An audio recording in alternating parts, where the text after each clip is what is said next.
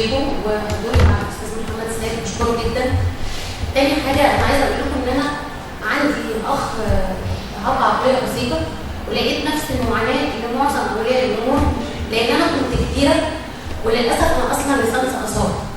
يعني ايه اخويا جه على طول، انا ما كنتش مهيئه لا نفسيا ولا تعليميا ان انا اقدر اساعده في اي حاجه. بس اتفاجئت بيه بعد ما خلاص كنت دخلت الكليه ان عندي طفل تاخر، وللاسف التاخر ظهر في سن كبير لان هو مش دواء. كان يسأل عليه لما دخل المدرسه ودخل الحضانه. فلقيت نفس المعاناه بتاعت كل اولياء الامور، ان هم مش قادرين يقدموا لهم خدمات لان هم ما عندهمش الثقافه الكافيه وما عندهمش العلم الكافي او يعني الخلفيه الكبيره اللي تقدر تقدم لهم اي خدمات.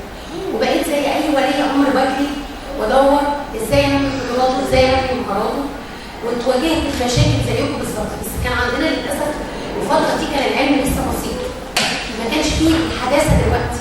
يعني اللي تربيه خاصه يروح مدارس تربيه خاصه، ودي من ضمن الحاجات اللي بتظلم معظم الاطفال للاسف، لان في اطفال قابلين للتعلم. بعد ما درست انا عملت دراسات عليا ووصلت لتنميتي ماجستير عشان خاطر الموضوع ده. بعد ما درست اكتشفت ان لا، احنا المفروض قابلين للتعلم لازم نتعلمه. ممكن يبقى في اطفال قابلين للتاهيل والتدريب، دول اللي ممكن يروحوا مدارس تربيه خاصه. لكن غير كده لا، لازم تقدم لهم الدعم الكامل للتعليم. وانا ضد ان يبقى ليهم تعليم مخصص. انا عايزه لا، تعليمهم زي بقيه الاطفال، ويبقى هو ده التحدي بتاعهم، انه يتعلم التعليم العادي ويبقى زيهم ويظهر مواهبه زيهم. ودخلت في مجال الاعاقه العقليه وانا بالنسبه لي ما بقولش عليهم ذوي الهمم، لا انا بقول عليهم ذوي المنه او المنحه، لان دي هبه من ربنا اداها لهم وبيدخل اهاليهم الجنه. والاطفال دول بيبقوا زي الملائكه في وسطينا، بيكونوا سبب لرزقنا وسبب راحتنا النفسيه. دعوتهم وشفافيتهم لينا بتدعمنا وبتخلينا دايما في اطمئنان وبتمنع عننا ابتلاءات كتير، لان انا ما بعتبروش ابتلاء، انا بعتبره عطاء. بعد ما ابتديت اشتغل عليه حولت دراستي نهائي من الاثار وبقيت تربيه خاصه. هو كان كده بس الحمد لله بجد دعمه على قد ما قدر.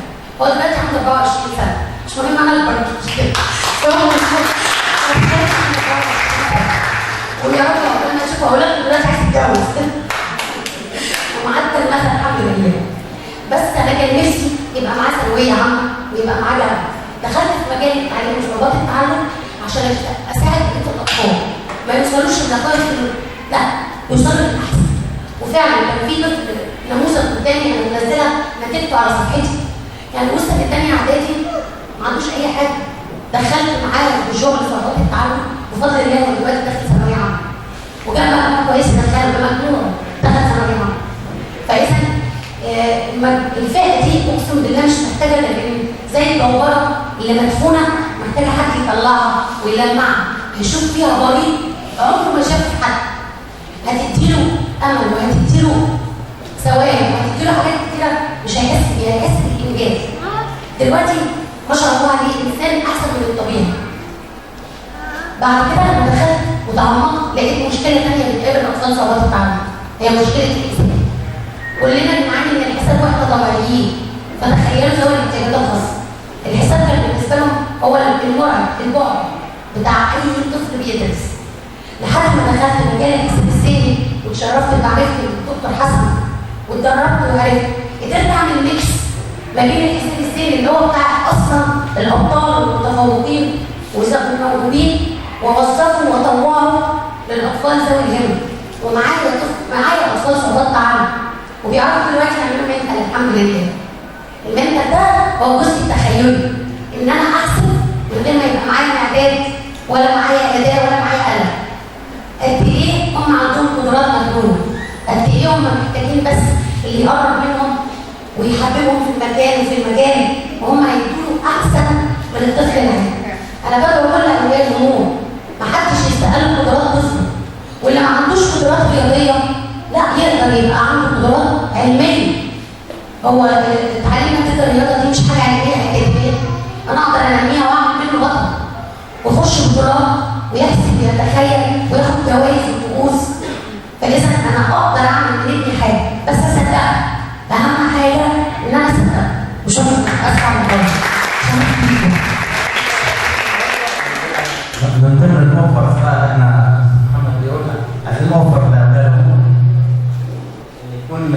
محاضره مجانيه كده. انا كمان عملت برنامج مخصص اسمه اتعلم انت الناس، وكمان ابتكرت معدات اللي هو العداد الحساب الذهني بس يتناسب مع اطفال صعوبات التعلم عشان يعرفوا يستخدموه ويسهل عليهم مهاره استخدام حساب العد من جمع وضرب واسم وضرب واحاد وعشرات ومئات.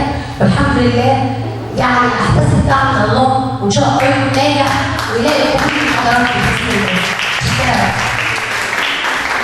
يبقى كده من ضمن مكتسبات النهارده اللي هنعلنها لاولادنا اللي حضروا معانا النهارده يبقى في ندوه او ورشه عمل الحساب الذهني تحت رعايه الدكتور عزت حسن المنتدى الدولي للحساب الذهني. طبعا انا بهزر في الاول المنتدى الدولي للحساب الذهني ده حاجه كبيره جدا في مصر حاليا، بيجمع كل البرامج وكل المدربات ومدربين الحساب الذهني على مستوى مصر والوطن العربي والعالم. تقريبا كان امبارح اول امبارح كان في مسابقه في امريكا الجنوبيه اونلاين واولادنا في مصر كانوا مشتركين فيها النهارده. احنا عايزين برضه اولادنا ذوي الهمم يشاركوا معانا في المسابقه بعد ما يتدربوا مع الدكتور عزت حسن والدكتوره صفاء عزت مش بنته يكتشفوا الاسماء. وخدنا النهارده برضه مكسب ثاني اهوت بعد اسكندريه وبعد زياره مركز الزيتون. شكرا لك دكتور عزت.